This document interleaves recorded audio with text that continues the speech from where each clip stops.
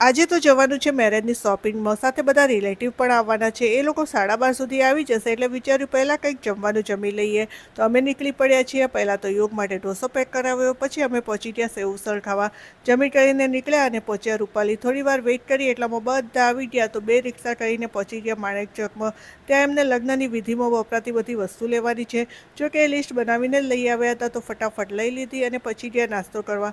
List બનાવીને લાવ્યા હતા તો પણ 2 કલાક જેવો ટાઈમ લાગી ગયો. તો નાસ્તો કરીને બીજી નાની મોટી વસ્તુ યાદ આવી એ લીધી. પછી બધો સામાન ગાડીમાં મૂકીને નીકળ્યા.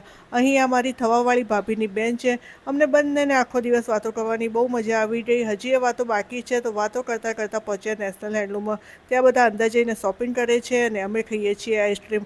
આમ કરતાં કરતાં 8 વાગી ગયા. હવે જમવાનો ટાઈમ ઓલરેડી થઈ ગયો છે. તો અમે પહોંચી ગયા કિસ્મત કાઠિયાવાડીમાં. ત્યાં સાદું સિમ્પલ જમી લીધું. હવે એ બધા ગયા હિંમતનગર અને અમે ગયા યુગને પેસ્ટ્રી ખાવી છે તો એ ખવડાવવા. તો ચલો હવે તમને મળીએ કાલે નવા વ્લોગમાં.